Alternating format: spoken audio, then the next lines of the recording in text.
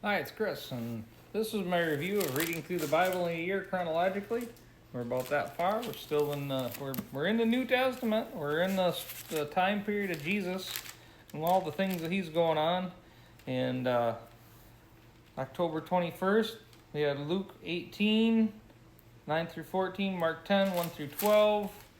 Then Matthew 19, 1 through 12, Mark 10, 13 through 16, Matthew 19, 13 through 15, Luke 18, 15 through 17, Mark 10, 17 through 31, Matthew 19, 16 through 30, and we wrap it up with Luke 18, 18 through 30. So, right off the bat, Jesus hits him with the story, or we get the story of the Pharisee and the tax collector. About the Pharisee that prays, and Jesus explains that the Pharisee prays, I'm glad I'm not like this tax collector, that I fast everything, I'm so good, thank you Lord, I'm so good, thank God, I'm so good, thank God for me, I'm so good. That's the Pharisee, and he explained that, and then he explained the tax collector, says, he beats his chest, won't even look, doesn't even lift his head to God. He says, stood at a distance and dared not even lift his eyes to heaven as he prayed. Instead, he beat his chest in sorrow, saying, Oh God, be merciful to me, for I am a sinner. He says, that's the right attitude. The Pharisee did not go home justified. He cannot be righteous in his own mind. There's no righteousness good enough. But the humbleness, the humility of that tax collector, that's what made him justified. Then we get the discussions about marriage and divorce, and we get a couple times where Jesus says, "Hey, yeah, haven't you read the scriptures?" Jesus replied, and that they record that from the beginning God made them male and female, and he said this explains why a man leaves his father and mother and is joined to his wife, and the two are united into one. And since they are no longer two, but one, let no one split apart what God has joined. Notice Jesus didn't say a man with multiple wives. A man joined with a woman.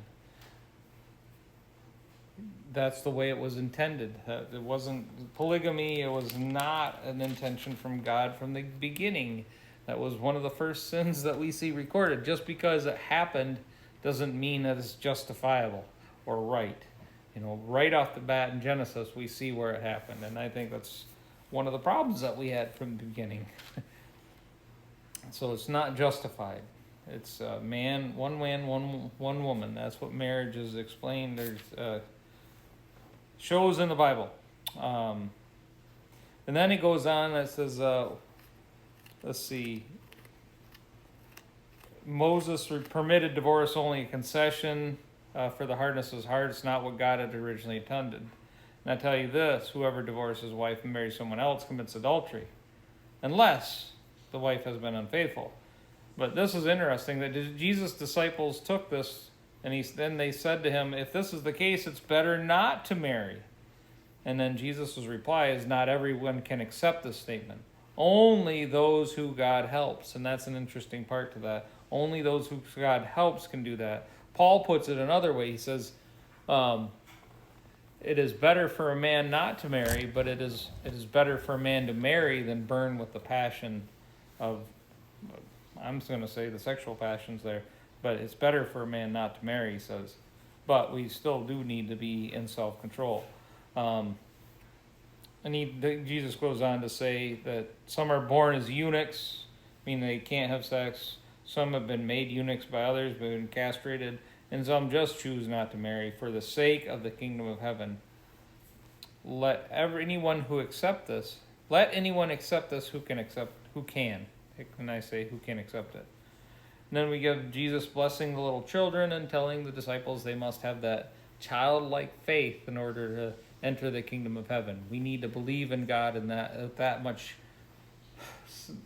simpleness, with that much innocence. And we need to hold on to that. That's the kind of faith, that childlike faith. And then we have the rich young man, and that's told about in Mark and Matthew and again in Luke. And it talks about how it's easier for a camel to enter, to go through an eye of a needle than it is for a rich man to enter the kingdom of heaven.